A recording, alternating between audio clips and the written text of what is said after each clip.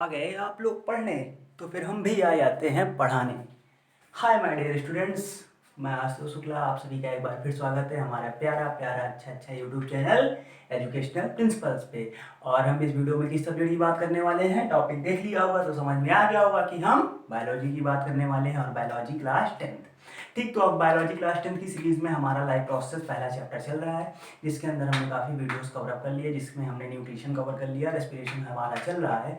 पिछले वीडियो में हमने आपको रेस्पिरेशन इन प्लांट्स के बारे में बताया है। ठीक, अब इस वीडियो में हम रेस्पिरेशन इन एनिमल्स की बात करेंगे। उससे पहले आप सभी के लिए एक इन्फॉर्मेशन है हमारे पास कि हमारे इस वीडियो से आज यानी 16 मई से हमारे वीडियोस पे डेली 5 बजे मैथ्स और 6 बजे बायोलॉजी के वीडियोस पे जो प्रीमियर होगा उसमें हमने क्विज का ऑर्गेनाइजेशन चालू कर दिया है। तो आप हमारे साथ क्विज खेलिए डेली। हर वीडियो पे 5 क्वेश्चंस रहेंगे, आपको आई बटन पे क्लिक करके तब वीडियो प्ले करना है। आप आई बटन पे क्लिक करके वीडियो प्ले कीजिए और पूरे वीडियो के लास्ट तक आपको 5 क्वेश्चंस मिल जाएंगे। सब एमसीक्यू टाइप रहेंगे, आप उसमें तुरंत क्या करिए, आंसर दीजिए।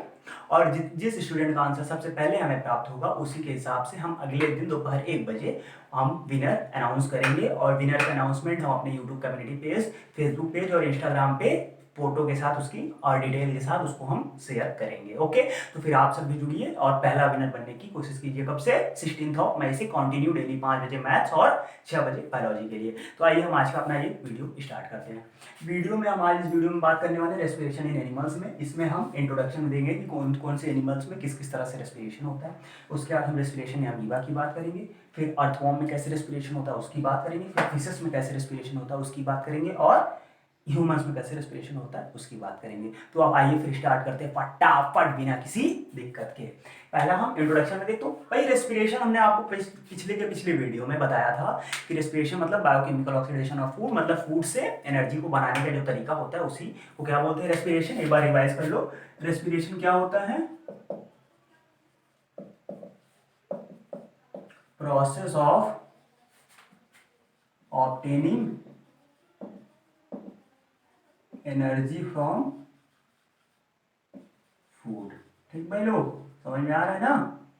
हाँ, तो पिछला वीडियो ना देखे हो तो आई बटन पे क्लिक करो, वहां से जाके पिछला वीडियो देखो तो ज्यादा क्लियर होगा।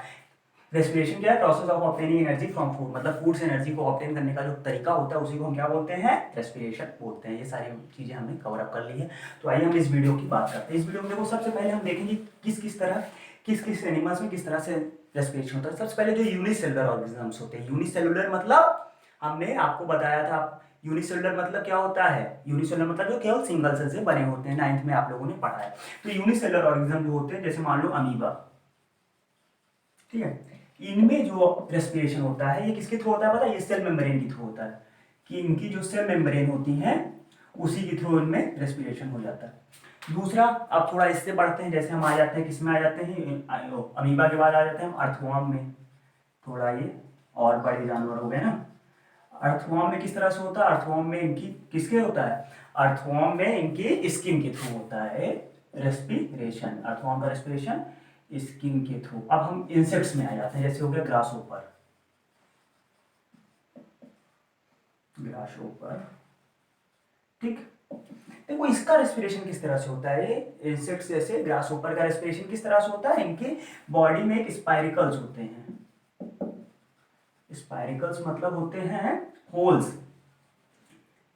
इनकी बॉडी में क्या होते हैं? स्मॉल स्मॉल होल्स होते हैं। स्पाइरिकल्स मतलब स्मॉल स्मॉल होल्स होते हैं, जिसके थ्रू क्या होता है कि ऑक्सीजन अंदर जाती है और CO2 बाहर आ जाती है। ठीक, तो और इससे भी अगर हम थोड़ा आगे बढ़ जाए तो इससे आगे बढ़ेंगे तो हम आ जाते हैं फिशेस में। फिशेस में किस तरह से होता है? फिशेस में होता है गिल्स के थ्रू। कैसे होता है अभी हम आपको बताएंगे गिल्स के थ्रू कैसे होता है। उसके बाद हम बात करते हैं ह्यूमंस में। थोड़ा और आगे बढ़ गए, ह्यूमंस एनिमल्स में, जैसे डॉग्स कैट सब की बात कर लें तो किसके थ्रू होता है? ये लंग्स के थ्रू। ठीक है भाई लोग, बात क्लियर हो गई इतनी? ये बातें क्लियर? ठीक है, तो अमीबा में किसके थ्रू? Cell membrane. अमीबा मतलब यूनिसेलुलर ऑर्गेनिज्म जो होते हैं, जैसे पैरामीशियम हो गया, अमीबा हो गया, सारी सब में यूनिसेलुलर जो होते हैं सिंगल सेल से, उसमें सेल मेम्ब्रेन के थ्रू होता है। अर्थवॉर्म में किसके थ्रू होता है? स्किन के थ्रू होता है। ग्रासहोपर में किसके थ्रू होता है? स्पाइरिकल्स के थ्रू होता है। और फिशेस में गिल्स के थ्रू, और ह्यूमंस में लंग्स के थ्रू। तो ये सब जो है, ये सब स्पेसिफिक ऑर्गन्स के लिए क्या है? ये इनके रेस्पिरेटरी ऑर्गन्स है। ये सब क्या है? रेस्पिरेटरी ऑर्गन्स है। अब हम आपको बता देते हैं कि रेस्पिरेटरी ऑर्गन्स कैसे होने चाहिए, उनकी कैरेक्टरिस्टिक्स क्या क्या होती है। रेस्पिरेटरी ऑर्गन्स की, कि अगर कोई ऑर्गन रेस्पिरेटरी ऑर्गन बनेगा तो उसके लिए उसको क्या क्या जरूरत होनी चाहिए। देखो सबसे पहला क्या चीज होनी चाहिए, सबसे पहला तो क्या होना चाहिए, सबसे पहले तो उसकी सरफेस एरिया ज्यादा होना चाहिए, लार्ज सरफेस एरिया। किसी भी ऑर्गन को अगर हम रेस्पिरेटरी ऑर्गन बोलेंगे तो सबसे पहले उसकी सरफेस एरिया ज्यादा होना चाहिए। भाई सरफेस एरिया क्यों ज्यादा होगा, क्योंकि जितना ज्यादा उसके पास सरफेस एरिया रहेगी उतना ही ऑक्सीजन वो एब्जॉर्ब कर लेगा, और जितना ज्यादा ऑक्सीजन एब्जॉर्ब करेगा हमारी बॉडी के लिए उतना ही बढ़िया होगा। ठीक है, तो क्या हो गया, सबसे पहले सरफेस एरिया ज्यादा होना चाहिए, और उसके बाद उसकी जो वॉल्स होती है वो थिन होनी चाहिए, थिन वॉल्स। अभी भाई वॉल्स थिन क्यों होनी चाहिए, क्योंकि वॉल्स थिन इसलिए होनी चाहिए ताकि आराम से O2 अंदर हो जाए और CO2 बाहर से, ट्रांसपोर्टेशन एकदम आराम से क्लियर हो जाए। अब देखो इस भाई अगर इसकी बात करें तो मान लो अगर ये हम रेस्पिरेटरी ऑर्गन की वॉल मान ले, इतनी मोटी है तो यहाँ से CO2 अंदर जाने में बाहर जाने में दिक्कत होगी। अगर इसी वॉल्स को केवल ये इस अपने इस हैंड को अगर हम वॉल मान ले, ठीक, ये अगर हम इसको वॉल मान ले तो ये उसके कंपैरिजन में पतला है, तो फिर यहाँ से क्या होगा, आराम से CO2 अंदर चला जाएगा, आराम से बाहर से अंदर आ जाएगा। ठीक, ये बात क्लियर हुई। वॉल्स क्या होनी चाहिए, उसकी थिन होनी चाहिए। और तीसरी part, high supply of blood होना चाहिए, हाई सप्लाई ऑफ ब्लड। उसमें जो ब्लड की सप्लाई होती है वो ज्यादा होनी चाहिए। क्यों, क्योंकि अभी हमने आपको बताया था कि जो रेस्पिरेशन में क्या होता है, ब्लड के थ्रू ही ऑक्सीजन, ब्लड के थ्रू ही क्या होती है, पूरी बॉडी में सर्कुलेट होती है। तो जितना ज्यादा वहां पे ब्लड सप्लाई होगा उतना ज्यादा ऑक्सीजन पूरी बॉडी में वहां से सर्कुलेट हो पाएगी। ठीक, ये बातें क्लियर हो गई, तो और इसको भी खत्म कर रहे हैं, आगे बढ़ते हैं। तो ये हमारा इंट्रोडक्शन पोर्शन खत्म। अब हम देखते हैं अमीबा में रेस्पिरेशन किस तरह से होता है। यूनिसेलुलर ऑर्गेनिज्म है, रेस्पिरेशन इन अमीबा। ठीक है, अमीबा क्या है, एक यूनिसेलुलर ऑर्गेनिज्म है। तो इसमें रेस्पिरेशन क्या होता है, सबसे पहली बात ये क्या है, सिंगल सेल स्ट्रक्चर है, single cell structure.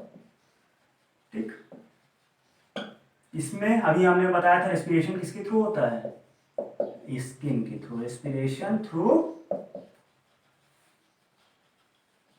Skin, respiration इसमें स्किन के थ्रू होता है। अब देखो स्किन नहीं, सॉरी मिस्टेक, स्किन तो अर्थ फॉर्म में था ना, इसमें सेल मेम्ब्रेन के थ्रू होता है, सेल मेम्ब्रेन के थ्रू। अब देखो इसमें क्या होता है, जो ऑक्सीजन होता है O2 वो कहाँ मूव करता है, इन मूव करता है, और यहां से CO2 बाहर की ओर आ जाता है ना, आउट।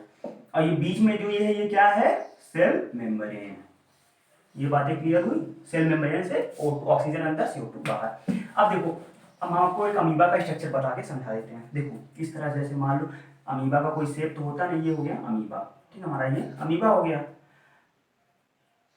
ठीक है, अब देखो यहाँ पे इसके अंदर ये न्यूक्लियस हो गया, बाकी इसका ये साइटोप्लाज्म हो गया। अब यहाँ से पता क्या होगा, यहाँ से कहीं से भी ये सेल मेम्ब्रेन है, यहाँ से ये ऑक्सीजन अंदर गया। अब ऑक्सीजन अंदर गया तो इसमें ब्लड की, क्योंकि सिंगल सेल स्ट्रक्चर है तो ब्लड की जरूरत ज्यादा पड़ेगी नहीं, सप्लाई होने पूरे में तुरंत फैल गया एक सेल में के अंदर, और फिर वहां से CO2 बाहर हो गया, काम खत्म। यही है respiration in amoeba, respiration through cell membrane, oxygen अंदर गया, CO2 बाहर हो गया, ब्लड का प्रेजेंस की भी जरूरत नहीं पड़ी। तो इसका स्क्रीनशॉट ले लो, फिर हम आगे बढ़े अपने दूसरे टॉपिक की ओर। Okay students, screenshot complete. क्या बात है, बहुत मजा आ गया स्क्रीनशॉट लेके ना, क्या बात क्या बात। क्विज खेलोगे तो और मजा आएगा, जीतना है भाई। ठीक, अब देखो हम रेस्पिरेशन इन अमीबा की बात हो गई, अब हम रेस्पिरेशन इन अर्थवॉर्म की बात करते हैं कि अर्थवॉर्म में रेस्पिरेशन कैसे होता है। रेस्पिरेशन इन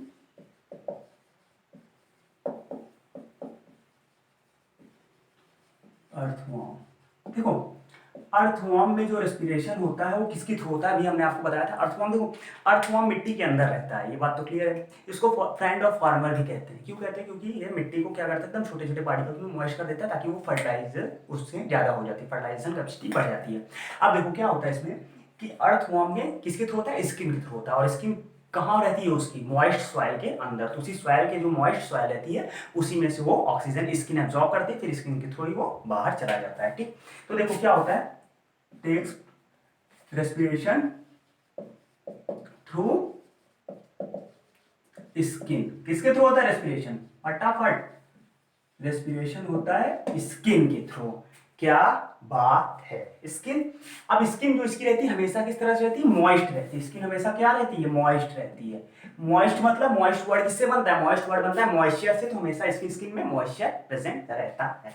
ठीक है, अब देखो फिर क्या होता है, जब स्किन से इसके अंदर ऑक्सीजन गया तो उसके बाद फिर क्या होता है, उसके बाद O2 इज ट्रांसपोर्टेड, ऑक्सीजन फिर स्किन के बाद पूरी बॉडी में, क्योंकि अमीबा का तो सिंगल सेल स्ट्रक्चर था लेकिन इसका तो मल्टीसेलुलर है ना, काफी बड़ा स्ट्रक्चर है अमीबा के कंपैरिजन में, तो O2 is transported to different parts of body,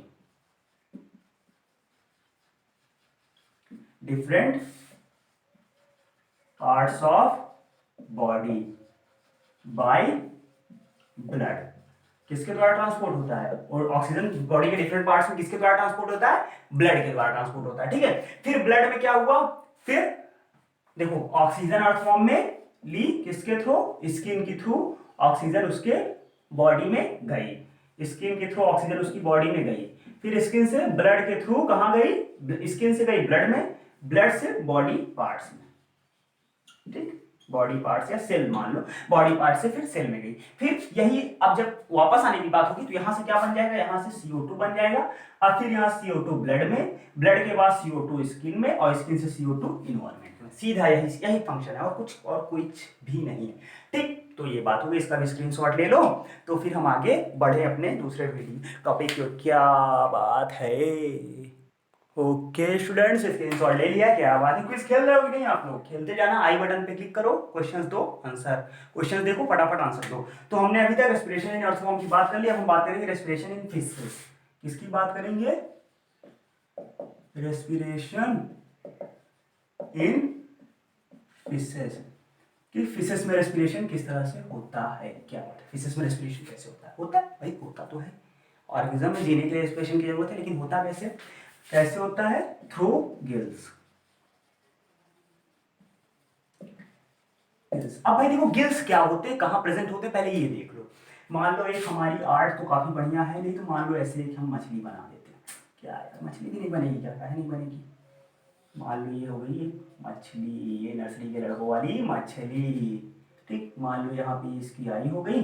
ठीक है, अब देखो यहाँ पे क्या होता है, ऐसे रहता है और ऐसे, नेक के पास हल्का और पास आयो भाई, हल्का और ना, हाँ ये यहाँ पे ऐसे ऐसे ऐसे ऐसे ऐसे, ये ठीक, ये जो है, ये जो पार्ट है इसी को क्या बोलते हैं, ये है हमारा गिल्स।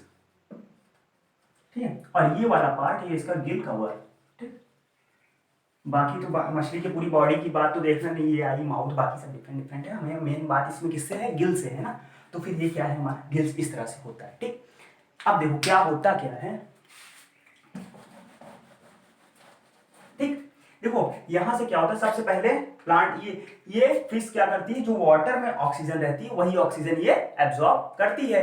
अब देखो होता किस तरह से है इसमें, ये सबसे पहले वाटर का ऑक्सीजन, वाटर क्या हुआ, वाटर गया फिश के माउथ में, माउथ के थ्रू गया गिल्स में, अब गिल्स से क्या हुआ, गिल्स से गया गिल स्लिट्स में।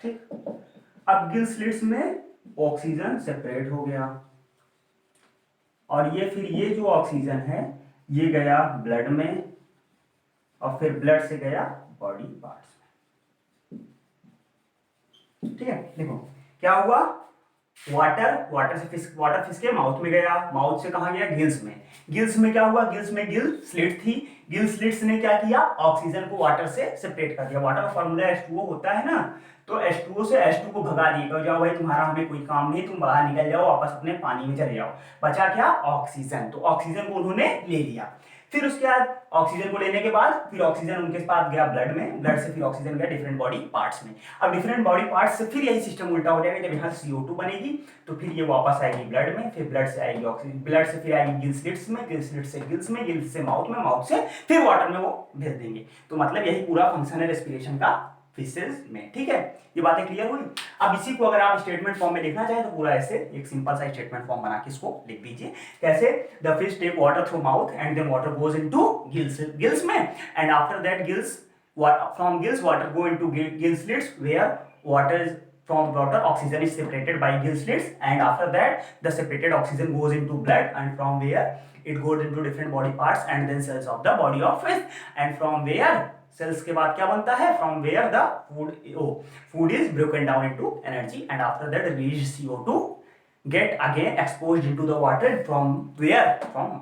बात क्लियर हो गई, समझ में आ गया एकदम फटाक, कोई प्रॉब्लम नहीं होनी चाहिए। तो फिर हम आगे बढ़ते हैं। चलो भाई हट जाओ तुम लोग भी।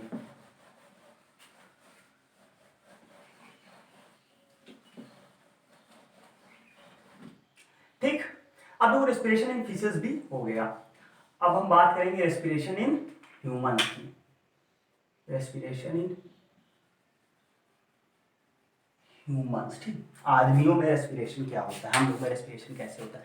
देखो रेस्पिरेशन स्टार्ट करें हम ह्यूमंस में, उससे पहले हम बात कर लेते हैं ब्रीथिंग के बारे में। ब्रीथिंग हमने आपको पिछले वीडियो में बताया था। ब्रीथिंग ब्रीथिंग और रेस्पिरेशन में डिफरेंस भी हमने आपको लिखाया था। ब्रीथिंग मतलब क्या होता है, ऑक्सीजन अंदर गई और उसके बाद फिर वहां पे ऑक्सीजन से फिर कार्बन डाइऑक्साइड में कन्वर्ट हुआ, फिर वो कार्बन डाइऑक्साइड बाहर आ गई, यही इतना ब्रीथिंग है। बस ऑक्सीजन और ऑक्सीजन अंदर लेना, कार्बन डाइऑक्साइड बाहर निकालना, यही है ब्रीथिंग। तो वो ब्रीथिंग में दो चीजें होती हैं। क्या होती हैं ब्रीथिंग में? होती हैं दो चीजें। एक होता है हमारा इनहेलेशन, इनहेलेशन या इंस्पायरेशन, इनहेलेशन या इंस्पायरेशन। दूसरा होता है हमारा एक इनहेलेशन या इंस्पायरेशन, या एक दूसरा होता है एक्सहेलेशन या एक्सपायरेशन। ठीक है, इनहेलेशन या इंस्पायरेशन और एक्सहेलेशन या एक्सपायरेशन। इनहेलेशन मतलब क्या होता है, यहां पे अगर सिंपल इसका मतलब लिखना चाहे तो टेकिंग इन, टेकिंग इन, ये हो गया सिंपल सा मतलब। और इसका होता है रिमूव आउट। एक वर्ड में इसका मतलब समझ लो भाई लोग। इनहेलेशन मतलब टेकिंग इन, एक्सहेलेशन मतलब रिमूव आउट, या एक्सपायरेशन इंस्पायरेशन भी बोलते हैं। आपकी बुक्स में हो सकता है डिफरेंट हो, तो इसीलिए हमने दोनों वर्ड लिख दिया कि आप कंफ्यूज ना हो कि भाई सर ने तो इनहेलेशन पढ़ाया था, यहाँ इंस्पायरेशन आ गया, ये कैसे हो सकता है। ये तो हो सकता है, दोनों हो सकता है। ठीक, अब देखो सबसे पहले हम बात करेंगे इनहेलेशन की। किसकी बात करेंगे? इनहेलेशन की। ठीक है, इनहेलेशन मीन्स क्या होता है? It means taking air inside. ठीक है, इसका मतलब क्या हुआ कि एयर इनसाइड लेना, या तो इसको हम एक और वर्ड लिख सकते हैं ब्रीथिंग इन। इसका मतलब हुआ एयर इनसाइड लेना या ब्रीथिंग इन। अब देखो इसमें पता है क्या होता है, अब जैसे ही एयर इनसाइड गया तो फिर ये जो हमारा डायफ्राम होता है, हमने आपको डाइजेस्टिव सिस्टम में डायफ्राम दिखाया था, कहा था जब आप रेस्पिरेटरी सिस्टम पढ़ेंगे तब फिर हम डायफ्राम की बात करेंगे। तो यहाँ पे पता है क्या होता है, जैसे ही हमने इनहेलेशन लिया, जैसे ही इनहेलेशन बाहर लिया तो डायफ्राम क्या करता है, नीचे की ओर मूव कर जाता है। डायफ्राम क्या करता है, नीचे की ओर मूव कर जाता है। और जैसे ही डायफ्राम मूव डाउन नीचे की ओर मूव किया तो फिर क्या होता है, जो हमारा ये थोरैसिक कैविटी है जहाँ पे लंग्स है, तो इसका क्या होता है, वॉल्यूम बढ़ जाता है। और वॉल्यूम बढ़ने से क्या होता है कि एयर वहां पे फिल हो जाती है। और फिर जब हम एक्सपायरेशन करते हैं तो डायफ्राम नीचे से ऊपर की ओर आ जाता है। फिर क्या होता है, वहां पे जगह कम हो जाती है और वो यहां से एयर बाहर निकल जाती है। तो इसमें क्या होता है, diaphragm moves downward and space in thoracic cavity. Thoracic cavity क्या होती है, जहां पे लंग्स होती है उसी को क्या बोलते हैं, thoracic cavity increases. Thoracic cavity increases, तो जो स्पेस होती है थोरैसिक कैविटी में वो क्या कर जाती है, इंक्रीज हो जाती है। और एयर कहाँ हो जाती है, air filled into lungs. Air कहाँ फिल्ड हो जाती है, air filled into lungs, air filled in lungs, air lungs में फिलअप हो जाती है। तो मतलब ये इतना हमारा इनहेलेशन का काम इतना हुआ। तो इसका स्क्रीनशॉट ले लो, फिर हम एक्सहेलेशन भी आपको बताते हैं। ओके स्टूडेंट्स, क्या बात है, पढ़ लो, स्क्रीनशॉट ले लो, फिर आगे बढ़ते हैं। हाँ, एक टैग से हो गया। चलो हटो, अब बहुत हुआ इनहेलेशन, अब खत्म इनहेलेशन, अब हम एक्सहेलेशन पढ़ेंगे। ज़्यादा नहीं पढ़ना चाहिए ना, सही बात है, ज़्यादा नहीं पढ़ना चाहिए। तो दूसरा क्या है हमारा, एक्सहेलेशन। अब देखो ये क्या होता है, सिंपल सी बात है, जब भाई उसमें हम अंदर ले रहे थे तो इसमें बाहर निकाल देंगे। तो क्या होता है, रिमूविंग एयर आउटसाइड, या इसको हम ब्रीथिंग आउट भी बोलते हैं। ठीक है, और और एक चीज क्या होता है, रिमूविंग एयर आउट से, जिसमें क्या होता है, डायफ्राम मूव्स अपवर्ड, डायफ्राम ऊपर हो जाता है and space decreases, space decrease हो जाता है, और क्या होता है, air removes out from lungs. Air क्या होता है, हमारा जो एयर रहता है वो लंग्स से बाहर चली जाती है। तो समझ में आया। एक्सलेशन में क्या होता है, एक्सलेशन में जो हमारा डायफ्राम होता है वो, अभी जब हम आपको डायफ्राम का स्ट्रक्चर बताएंगे तो आपको ये सारी बातें और अच्छे से क्लियर हो जाएंगी। डायफ्राम क्या होता है एयर में, डायफ्राम ऊपर की ओर मूव कर जाता है, जिससे क्या होता है, जैसे कि वहां पे जगह कम हो जाती है और जो एयर रहती है लंग्स में, जो फिलअप एयर रहती है वो बाहर निकल जाती है। तो ये बातें क्लियर हो गई हमारी, इंस्पायरेशन और एक्सपायरेशन दोनों। अब इसका आप स्क्रीनशॉट ले लो, फिर हम आगे बढ़ते हैं। ओके, क्या बात है, स्क्रीनशॉट लो फटाक से। हो गया स्क्रीनशॉट स्टूडेंट्स, तो फिर हम आइए आगे बढ़ते हैं। अब देखो जो हमारा ये रेस्पिरेशन, इसको हम मेनली टू पार्ट्स में क्लासिफाई कर सकते हैं। कितने पार्ट्स में, टू पार्ट्स में। एक हमारा है इंटरनल रेस्पिरेशन, नहीं तो पहले हम एक्सटर्नल लिख लेते हैं, पहले हमारा, सॉरी, ठीक, पहले हम एक्सटर्नल लिख लेंगे तो आपको समझने में आसानी होगी। तो पहले हम एक्सटर्नल रेस्पिरेशन, एक हमारा एक्सटर्नल रेस्पिरेशन हो गया पहला, और हमारा दूसरा जो हो गया, वो हो गया इंटरनल रेस्पिरेशन। ठीक है, दूसरा हमारा क्या हो गया, इंटरनल रेस्पिरेशन। क्या बात है, पहला हमारा हो गया एक्सटर्नल रेस्पिरेशन, दूसरा हो गया हमारा इंटरनल रेस्पिरेशन। अब देखो भाई, एक्सटर्नल रेस्पिरेशन, रेस्पिरेशन देखो अगर हम देखें तो रेस्पिरेशन में दो चरण होते हैं, दो चरण मतलब टू फेजेस होते हैं। पहला फेज, पहला स्टेज क्या है, पहला स्टेज मतलब हमने एयर यहाँ से ली और कहाँ तक, लंग्स तक, या लंग्स में गई। उसके बाद दूसरा फिर क्या हुआ, वहां से फिर ब्लड से बॉडी में। अब देखो फिर क्या होता है, पहला एक्सटर्नल रेस्पिरेशन में क्या होता है, exchange of gases between blood, between atmosphere and blood। क्या हुआ, एटमॉस्फेयर और ब्लड के बीच में जो एक्सचेंज ऑफ गैसेस हुई वो पहला फेज है। पहला फेज मतलब एटमॉस्फेयर और ब्लड कैसा, कि यहाँ से एटमॉस्फेयर से हमने एयर ली, एयर लंग्स में, लंग्स से different parts of body blood में गया। उसके बाद दूसरा इंटरनल रेस्पिरेशन क्या होता है, exchange of gases between blood to different part of body, blood to different parts of body। ठीक भाई लोग, दूसरा पार्ट क्या हो गया, दो रेस्पिरेशन। पहला एक्सटर्नल रेस्पिरेशन में क्या हुआ कि एटमॉस्फेयर से ब्लड में गया, क्या, एयर हो गया, गैसेस जो है एटमॉस्फेयर से ब्लड में गई। दूसरे में क्या हुआ कि ब्लड से बॉडी के डिफरेंट डिफरेंट पार्ट्स में गई। ये बातें दोनों चीज क्लियर हो गई, दोनों का स्क्रीनशॉट ले लो, फिर हम आगे बढ़ते हैं। इस रेस्पिरेशन इन ह्यूमन रेस्पिरेशन का आपको पूरा हम तब ओवरव्यू प्रोवाइड करवाएंगे। ओके स्टूडेंट्स, तो स्क्रीनशॉट ले लिया आप लोगों ने, अब हम इसको भी रेस करके आगे बढ़ते हैं। ठीक, अब हम बात करेंगे रेस्पिरेशन इन ह्यूमंस में, आगे रेस्पिरेटरी सिस्टम के बारे में। देखो रेस्पिरेटरी सिस्टम का ये डायग्राम हमने यहाँ पे बना रखा है, पूरा ओवरव्यू आपको पहले समझा दें। देखो ये होता है हमारा नोज, नोज से एयर हमारी गई अंदर, अंदर जाने के बाद यहाँ से पास हुई किससे, लैरिंग्स से पास हुई। लैरिंग्स के बाद आता है ट्रैकिया, ट्रैकिया में होती है कार्टिलेजियस रिंग्स। ट्रैकिया के बाद फिर दो लंग्स में, left lung and right lungs, दोनों लंग्स में जाता है। लंग्स में फिर ये ट्रैकिया कितने पार्ट में डिवाइड होता है, पहले ट्रैकिया 5 पार्ट में डिवाइड होता है, जिसको बोलते हैं ब्रोंकस। उसके बाद फिर डिफरेंट डिफरेंट ब्रोंक्यूल्स में डिवाइड हो जाता है, फिर ब्रोंक्यूल्स के बाद फिर डिफरेंट डिफरेंट और पतली पतली डिफरेंट डिफरेंट कैपिलरीज में डिवाइड हो जाता है। और जो यूनिट होती है सबसे पतली जो होती है उसको बोलते हैं एल्वोलाई, ग्रुप ऑफ उसको बोलते हैं एल्वोलाई, और उसके एक सिंगल यूनिट को बोलते हैं एल्वोलस। और ये होता है हमारा डायफ्राम, जिसको अभी हमने बताया। देखो जब ये अगर ऊपर की तरफ मूव कर जाएगा, तो जब ये ऊपर की तरफ मूव कर जाएगा तो यहाँ जगह कम हो जाएगी ना, इसको क्या, ये क्या है, ये हमारा है एक्सेलेरेशन। तो जब जगह कम हो जाएगी तो एयर यहाँ से पंप होकर बाहर चली जाएगी, और फिर जब बाहर से अंदर एयर आएगी तो जब जगह बढ़ानी होगी तो ये क्या होगा, नीचे की ओर मूव कर जाएगा, बढ़ जाएगा ना। तो जब ये नीचे की ओर मूव कर जाएगा तब फिर क्या हो जाएगा, फिर जगह बढ़ जाएगी, तो फिर वो वहां पे एयर स्टोर हो जाएगी।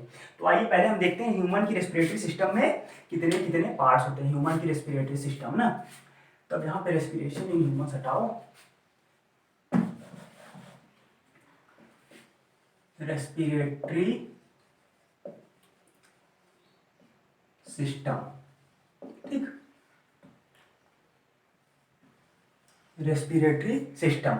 अब देखो रेस्पिरेटरी सिस्टम में कितने चीजें मिलके एक सिस्टम, मतलब इसमें कई चीजें मिलेंगी। अब देखो इसमें कई कितनी चीजें मिलेंगी। सबसे पहला हमारा जो होगा वो होगा नोज, नॉस्ट्रिल्स जिसको बोलते हैं। नॉस्ट्रिल्स के बाद दूसरा होगा हमारा होगा लैरिंग्स, लैरिंग्स के बाद हमारा होगा ट्रैकिया, ट्रैकिया के बाद चौथा होगा हमारा ब्रोंकाई, उसके बाद हमारा पांचवा होगा लंग्स। ठीक है, ब्रोंकाई फिर उसके बाद होगा लंग्स। तो वो सबसे पहले क्या होता है, सबसे पहले एयर कहाँ थी, नोज में। नोज के जो दो चैम्बर होते हैं, दो होल्स होते हैं जो, उसको हम बोलते हैं नॉस्ट्रल्स। नॉस्ट्रल्स के बाद एयर आएगी लैरिंग्स में जिसको हम वॉइस बॉक्स भी बोलते हैं, उसके बाद फिर ट्रैकिया में, फिर ब्रोंकाई में, फिर लंग्स में। तो फिर ये चारों पार्ट हो गए। देखो इसको और क्या क्या बोलते हैं, इसको हम बोलते हैं वॉइस बॉक्स और इसको बोलते हैं एडम्स एप्पल। ठीक है, तो इन चार पांचों पार्ट का आप स्क्रीनशॉट ले लीजिए ताकि फिर हम इसको आगे बढ़ें। क्या बात है, फटाफट फटाफट सारी बातें खत्म कर देंगे। ठीक है, हो गया स्क्रीनशॉट। अब इसको हम हटा देते हैं, केवल पहली बात करेंगे हम नॉस्ट्रल की। ठीक है, तो वो नॉस्ट्रल में क्या होता है, एयर जो नोज में इंटर होती है उस किसके थ्रू इंटर होती है, नॉस्ट्रल्स में। ठीक है, तो एयर कहाँ, पहली पार्ट इसमें एयर इंटर्स थ्रू इट, एयर इसके थ्रू कहाँ होती है, हमारे रेस्पिरेटरी सिस्टम में एयर इसके थ्रू इंटर होती है। ठीक है, और इसको क्या बोलते हैं, नोस्ट्रिल्स, मतलब इसको हम ओपनिंग ऑफ नोज भी बोलते हैं। क्या बोलते हैं, opening of nose, opening of nose को नोस्ट्रिल भी बोलते हैं, इसके थ्रू एयर इंटर होती है। दूसरा हमारा क्या था, लैरिंग्स। देखो लैरिंग्स ये पार्ट, देखो अगर देखेंगे आप अपने गले में हाथ लगा के तो यहाँ पे आपको कुछ उठा उठा दिखाई देगा, दिखाई देता है, हल्का हाथ लगाइए फील करिए। तो इसको क्या बोलते हैं, इसको बोलते हैं लैरिंग्स। लैरिंग्स को और क्या बोलते हैं, वॉइस बॉक्स, और क्या बोलते हैं, एडम्स एप्पल। यहाँ पे वो खाने वाला एप्पल नहीं है, यहाँ पे ये नाम है एडम्स एप्पल। ठीक है, तो अगर ये तीनों पे आपको कहीं भी शॉर्ट नोट आने को लिखने को आ जाए तो आप कहीं भी कंफ्यूज मत होइए, क्योंकि तीनों चीजें एक ही हैं। अब देखो इसमें क्या होता है, ये है ये लैरिंग्स। देखो यहाँ पे ये गोला सा बना हुआ है, हल्का उठा उठा दिख रहा है, वैसे हमारे गले में भी होता है। ठीक, ये बात हो गई। इसको क्या बोलते हैं, it is organ of production.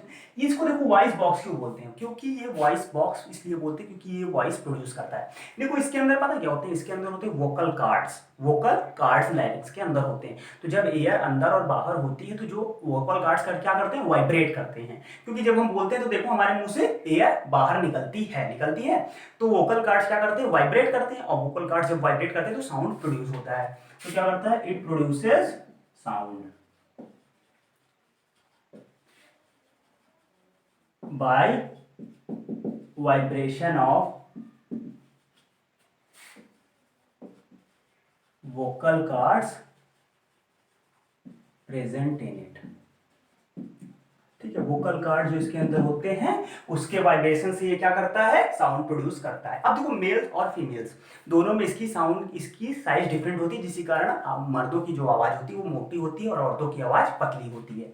तो मेल्स में इसकी साइज पता है कितनी होती है, मेल में इसकी साइज होती है 4.4 सेंटीमीटर और फीमेल्स में 3.6 सेंटीमीटर। कितने, 4.4 और 3.6, मतलब 0.8 सेंटीमीटर का दोनों में डिफरेंस होता है। तो ये हमारी बात हो गई किसकी, लैरिंग्स की, ये साउंड प्रोड्यूस करता है। तो इसका स्क्रीनशॉट ले लो, फिर हम आगे बात करते हैं ट्रैकिया पे।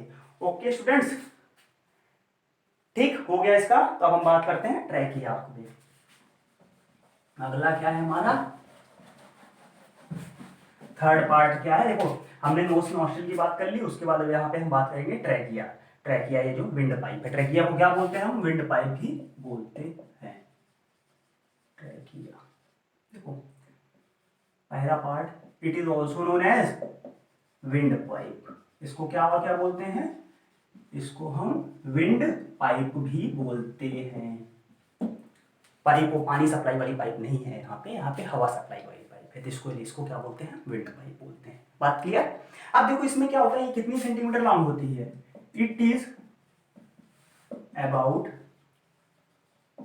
10 to 12 सेंटीमीटर लॉन्ग, 10 से 12 सेंटीमीटर लॉन्ग होती है। भाई एक बात देखो, हमने आपको क्या बता दिया, पाइप। पाइप मतलब इस तरह कुछ होता है ना, इस तरह रहेगा। अब इसमें मसल्स की बनी है ये ना।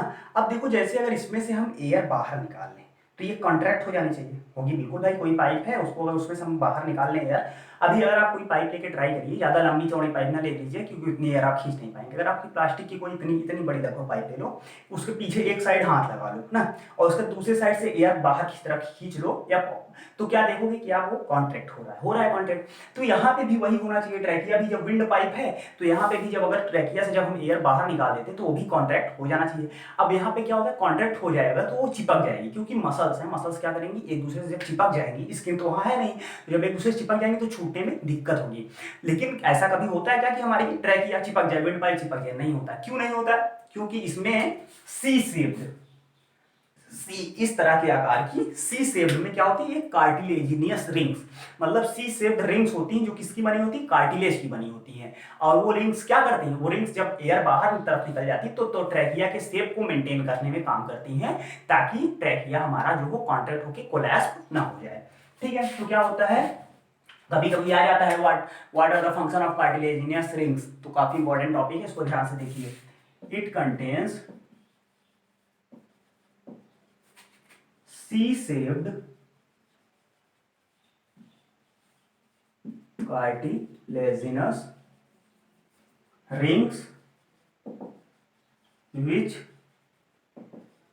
prevent contraction of trachea.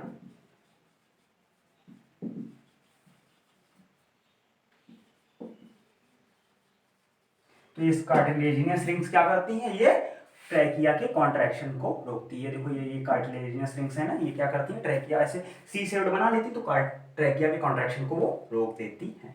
ठीक है, ये विंड पाइप हो गया। फिर ये क्या करता है, ये आगे जाके डिवाइड हो जाता है लेफ्ट लंग और राइट लंग में। तो इसका भी स्क्रीनशॉट ले लो, फिर हम आगे बात करते हैं फिर क्या होता है। ओके, फटाफट स्क्रीनशॉट ले ले, वो हो गया, क्या बात है। तो ट्रैकिया भी खल्लास ना, खल्लास, बिल्कुल खल्लास। अब ट्रैकिया के बाद हमारा चौथा पार्ट जो है वो क्या है, हमारा ब्रोंकाई। देखो अब क्या होता है, ये यहां तक ट्रैकिया आया, ट्रैकिया यहां से क्या हुआ, दो पार्ट में डिवाइड हो जाएगा, दो ब्रोंकाई में डिवाइड हो जाएगा। यहां पहुंचने के बाद, लंग्स के पास पहुंचने के बाद ट्रैकिया कितने पार्ट में, टू पार्ट में डिवाइड हो जाता है। Trachea divides into two parts, trachea divides into two parts known as bronchi. Trachea कितने पार्ट में डिवाइड होता है, टू पार्ट में डिवाइड होता है, जिसको बोलते हैं ब्रोंकाई। ठीक है, अब देखो इसके ब्रोंकाई मतलब ये दोनों का ये हो गया प्लूरल फॉर्म। अगर इसको सिंगुलर फॉर्म में लिखें तो क्या होता है, ब्रोंकस होता है। एक अगर देखें तो ब्रोंकस, अगर दोनों देख लें तो ब्रोंकाई। अब देखो यहाँ पे क्या होता है, इसके बाद ये लंग्स में एंटर करेगा तो कई कई पार्ट में डिवाइड होता है। कैसे डिवाइड होता है, ये सारा मैं आपको एक फ्लो चार्ट के रूप में समझा देता हूँ। देखो सबसे पहले क्या है, ये सबसे पहले ये जो ब्रोंकाई है ये क्या होगा, ये 5 सेकेंडरी ब्रोंकाई में ब्रेक हो जाएगा। कितने में, 5 सेकेंडरी ब्रोंकाई में।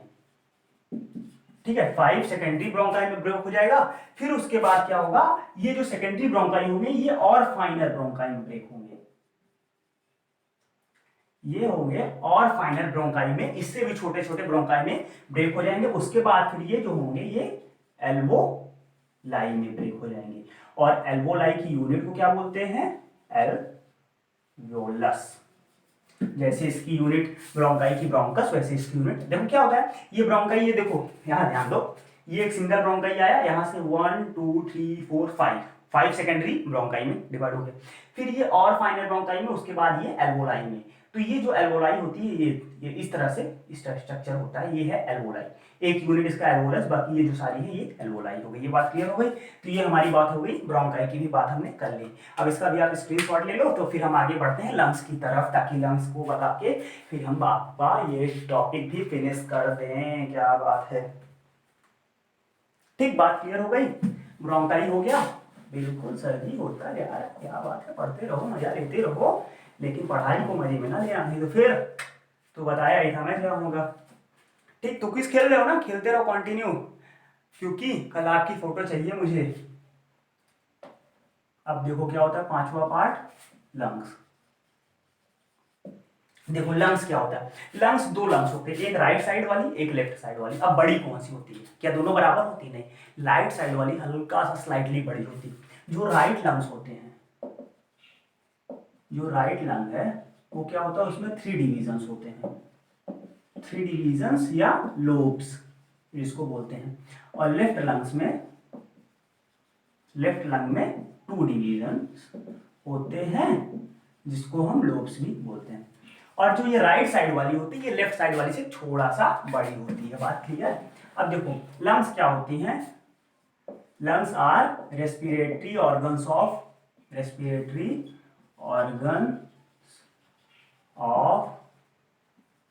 ह्यूमन बींग्स की ये रेस्पिरेटरी ऑर्गन्स हैं। अब देखो जो lungs are covered bye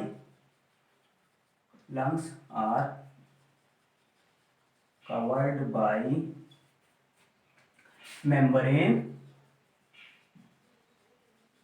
known as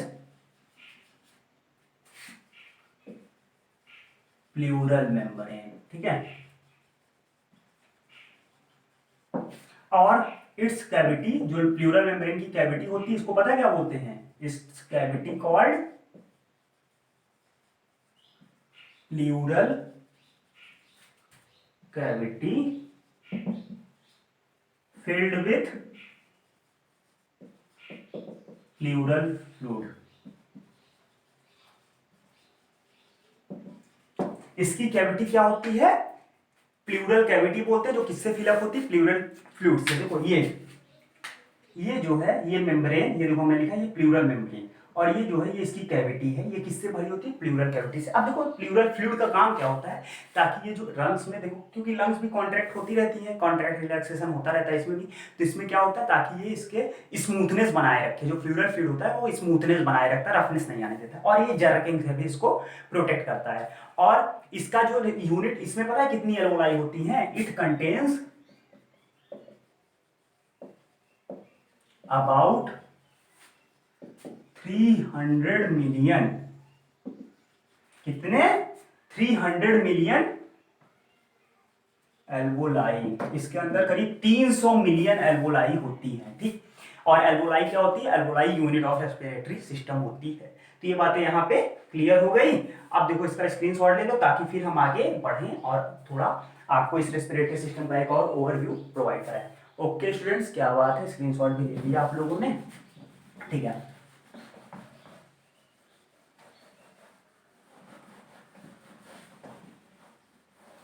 अब देखो जो हमारी गैसें जो हम अंदर लेते हैं और जो बाहर निकालते हैं, उन दोनों में कुछ डिफरेंस होता है। क्या होता है कि उसका कंपोजिशन आपको दिखा देते हैं। ये होता है हमारा इनहेल्ड गैस, एक साइड हम लिख लें इनहेल्ड गैस जो हम अंदर लें, और दूसरी साइड एक्सहेल्ड गैस जो हम बाहर निकालें। अब देखो दोनों में डिफरेंस क्या होता है। इनहेल्ड गैस में ये जो ऑक्सीजन होता है, ये देखो 3 चीजें होती है, मेनली हम 3 चीज कंसिस्ट करेंगे, ऑक्सीजन, CO2 और H2O। यही यहाँ पे भी हम ऑक्सीजन, CO2 एंड H2O, ठीक है। इनहेल्ड गैस और एक्सहेल्ड गैस। जो हम गैस लेते हैं उसमें ऑक्सीजन होता है 21.71%, क्योंकि हमारे एटमॉस्फेयर में अबाउट 21% एटमॉस्फेयर होता है। और जो उसमें CO2 भी होता है 0.04%, क्योंकि अगर हम, ऐसा तो है नहीं कि जो CO2 बाहर निकाल रहे हैं तो फिर वो CO2 तुरंत गायब हो जाएगा, हमारे अंदर आएगा नहीं, आएगा तो उसमें भी क्या होता है, CO2 होता है। H2O होता है, उसमें 1.25% वाटर के मॉलिक्यूल्स भी होते हैं। फिर देखो जब हम O2 लिए उसमें होता है 16.4% ऑक्सीजन, हम बाहर भी निकाल देते हैं क्योंकि इतनी जल्दी हमारी बॉडी पूरा ऑक्सीजन यूटिलाइज नहीं कर सकता। और उसमें CO2 होता है 4.0%, कितने, 4% CO2 होता है, और ये वाटर होता है 5.9। देखो भाई मतलब इससे क्या हुआ कि हम क्या क्या जनरेट कर रहे हैं अपनी बॉडी के अंदर, CO2 और H2O के मॉलिक्यूल्स हम रेस्पिरेशन के थ्रू बाहर निकालते हैं। अब इसका अगर आपको टेस्ट करना हो कि हमारे वाटर के मॉलिक्यूल्स निकलते हैं कि नहीं निकलते हैं, तो आप कभी एक कांच के सामने खड़े होकर वहां पे आप अपनी सांस बाहर निकालिए, तो देखेंगे उसमें थोड़ा भाप जैसा मॉलिक्यूल्स बन जाएगा। आप ट्राई कर लीजिए, तुरंत आपको पता चल जाएगा। तो ये होता है इनहेल्ड गैस और एक्सहेल्ड गैस जो होती है। अब एक बात और, जो हमारी ब्रीथिंग रेट होती है, ब्रीथिंग रेट मतलब जो सांस अंदर लेना और बाहर लेना, ये जो रेट होती है ये उसमें किसमें, ये हमारे एक्वेटिक एनिमल्स में ज्यादा तेज होती है और लैंड एनिमल्स में कम। देखो हम लोग में क्या होता है, हम लोग अबाउट 15 to 18 पर मिनट हम लोग 15 से 18 ब्रीथ्स पर मिनट लेते हैं, वो लोग इससे ज़्यादा लेते हैं। क्यों? पता है क्यों? क्योंकि जो हमारी लैंड में ऑक्सीजन की अवेलेबिलिटी होती है ये ज़्यादा होती है वाटर के कंपैरिजन में। तो जो लैंड में अवेलेबिलिटी ज़्यादा है मतलब एक बार में हमें ज़्यादा ऑक्सीजन मिल जाती है, तो हम जल्दी जल्दी रिस्पिरेशन नहीं करते क्योंकि हमारी बॉडी का काम होता रहता है। और जो वाटर में होती है वो क्या होता है? कम होता है। तो वाटर में कम होगा ऑक्सीजन जब लेवल, तो फिर क्या होता है? तो उनको जल्दी जल्दी रेस्पिरेशन करना पड़ता है अपने वाटर ऑक्सीजन की कमी को पूरा करने के लिए। तो इसका भी स्क्रीनशॉट ले लो, फिर हम थोड़ा और आपको एक और चीजें बढ़े आगे बताते हैं आपको। ओके स्टूडेंट्स, यहाँ पे बात क्लियर हो गई। अब देखो क्या होता है, अब सिंपल से हम एक फ्लो चार्ट के रूप में आपको पूरा हम रेस्पिरेशन समझा रहे हैं, रिवीजन चार्ट के रूप में। देखो सबसे पहला हमारा रेस्पिरेशन में क्या होता है? ब्रीथिंग। ठीक है, सबसे पहला हमारा क्या हुआ? ब्रीथिंग हुआ। देख इसमें क्या हुआ, जो हमारी एटमॉस्फेरिक गैस है, atmospheric gas taken to blood. ठीक है, एटमॉस्फेरिक गैस हमने ब्लड में ली। उसके बाद होता है गैसियस ट्रांसपोर्ट। ठीक है, गैसियस ट्रांसपोर्ट पे क्या हुआ? O2 reaches to, gaseous transport में O2 transport to body parts. ठीक है, उसके बाद हमारा जो होता है, उसके बाद होता है हमारा सेलुलर रेस्पिरेशन। सेलुलर रेस्पिरेशन क्या हुआ कि हमारी ऑक्सीजन से क्या हुआ, यहां पे सेलुलर रेस्पिरेशन मतलब ब्रेक डाउन ऑफ फूड।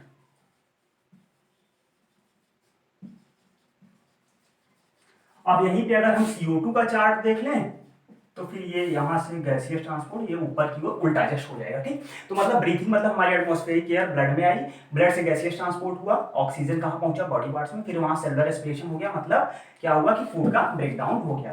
तो ये फ्लो चार्ट के रूप में आपको याद करने में आसानी है। इसका स्क्रीनशॉट ले लो, फिर हम आपको आज के क्वेश्चंस देके आगे बढ़ते हैं, टॉपिक खत्म हो जाएगा। क्या बात है, इतनी जल्दी खत्म हो गया, क्या बात है भाई लोग, बहुत ओके। तो आप लोगों ने स्क्रीनशॉट ले लिया। अब हम आज के क्वेश्चंस आपको बता दें। आज का पहला क्वेश्चन क्या है? What are the function of cartilaginous rings. फिर दूसरा, why rate of respiration, rate of breathing is faster in aquatic animals, अभी लास्ट में हमने आपको एक्सप्लेन किया था। उसका डिफाइन रेस्पिरेटरी सिस्टम को पूरा डिफाइन करना है आपको। और फिर लास्ट क्वेश्चन, विंड पाइप का दूसरा नेम क्या है। ये बातें क्लियर हो गई, तो फिर यहीं पे हम आप आज का अपना ये वीडियो खत्म करते हैं। और क्विज तो आप लोग खेल ही रहे होंगे, तो क्विज डेली खेलते रहिए। मैथ का क्विज 5 बजे, बायो का क्विज शाम 6 बजे। ओके, तो फिर इसको आप अपनी नोट्स बना लीजिए। और bye bye students, and all the best for your studies and also for the quiz. Okay students, तो फिर यहाँ पे वीडियो खत्म।